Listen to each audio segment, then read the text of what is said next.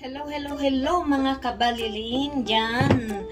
Ay, nandito na naman tayo sa kusina ni Baliling. Ngayon ay maulan na araw po ngayon ng Huwebes ng February 17 po.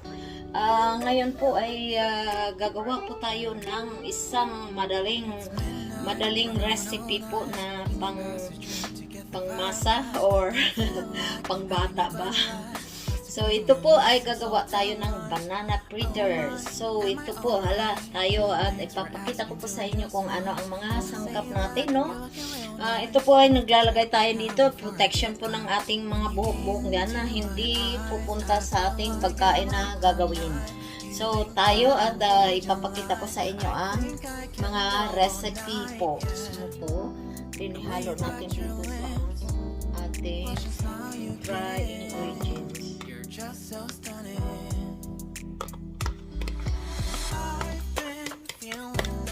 Masarap po to. Ito lang, madali po itong gawin. Kahit yan sa atin, kahit kung may mga saba dito. Kasi sa amin, yung banana namin galing Mexico po. Iba ang banana namin dito kaysa sa atin. Sa atin kasi yung banana natin na pwede nang kainin right away ay yung mga tunda, lakatan. Pero ito po sa Mexico, pero hindi po to siya plantain, iba rin yung plantain. Ito po yung sandali lang, papakita ko sa inyo yung banana, sandali. So ito po yung klaseng banana dito sa amin. Ayan po, mas malaki pa sa lakatan natin, no, banana natin. So, ayan po ang ating banana dito na galing sa Mexico po siya. Mayroon po kaming maliliit na banana, parang tundan yata yan sa atin, pero mas maliit sa tundan eh. Bihira rin po sa mga Indian store, sa Chinese store, pero bihira po, hindi kagaya nito na ang dami-dami talaga sa grocery. Ayan eh, dami-dami banana sa grocery. Minsan yung dun sa pinamalingkihan ko na mura po, ang dami-dami kasi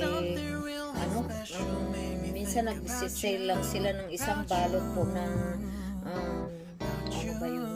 styrofoam, $1 lang po. Kaya bundat na bundat po kayo pag nagagawa ng banana cake or anything banana. So ito po, so i-mix na po, ayan, tumubo na. Magpainit lang po tayo ng mantika. Deep fry po to siya.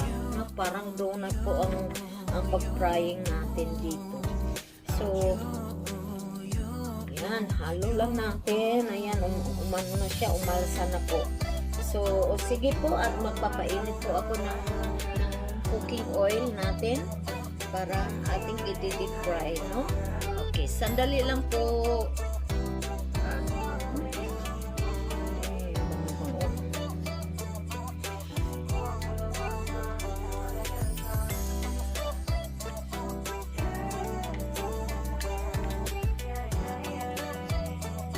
So, ito po, maglalagay po tayo ng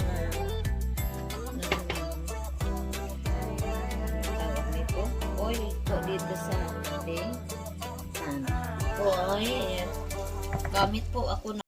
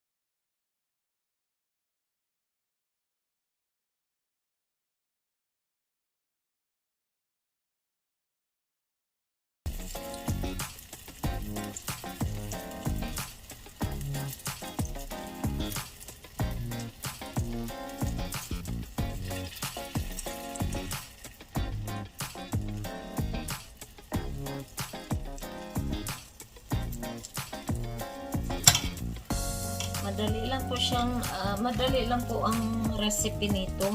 Kayang-kaya po natin pong gawin sa atin sa lugar natin, no, sa Pilipinas.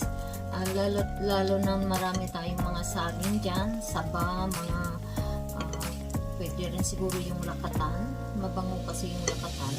So, ayan ay talagang very affordable po ang ating recipe na ito.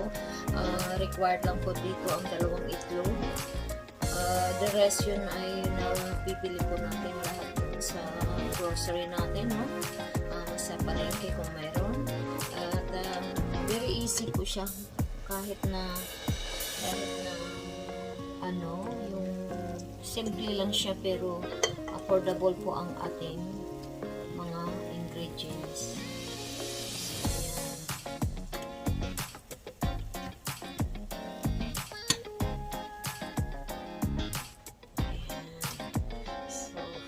Try ulit tayo kahit na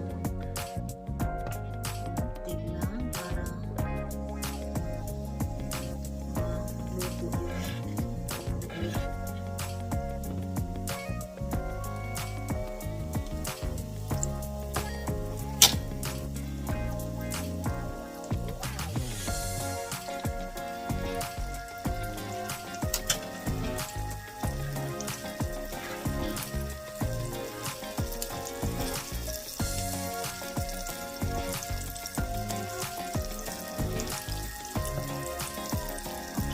at ilang minutes na ba to?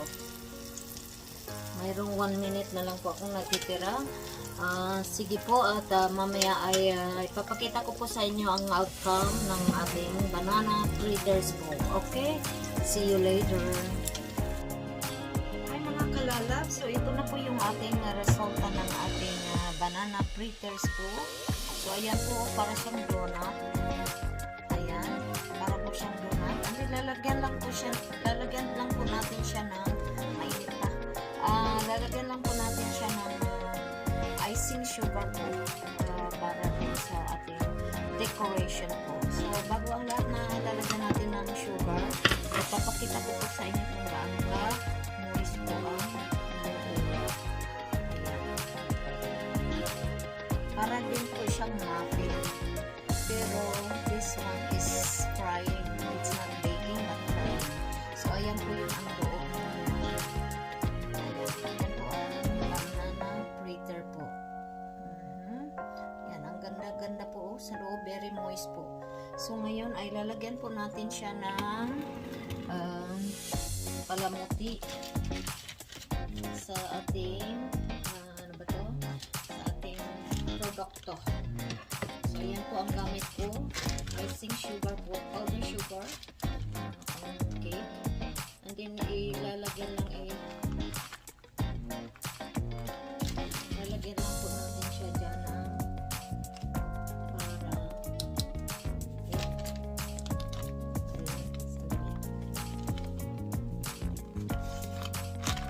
kulang pa.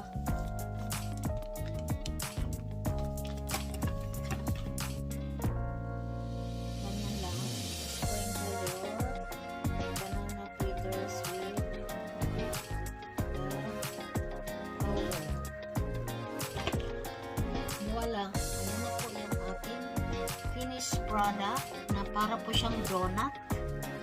Okay. Yum, yum, yum. Masarap po sa kape-kape ng merienda ng hapon at kaya para bago magtanghalian. Ayan po. Ayan po yung ating banana fritters po. Diba? Sandali lang po. Wala less than an hour po ang ating preparation nito. At pagluto, kaya madali po siyang gawin, no? Tara po at kain na po tayo. Tikman natin ang ating gawang banana fritters. Oh boy, ayan po. So yummy po, very soft. Okay po. Maraming salamat po ulit sa pagtangkilik ng aking premiere. At sana nag-enjoy po kayo dito at gawin gawin niyo po itong madaling recipe po na pwedeng kainin natin, matanda, pambata. Ay mag-i-enjoy po nito kasama po yung ating paboritong drinks. Okay po, thank you. Sa bahay ni Baliling, nagpapasalamat. Bye-bye.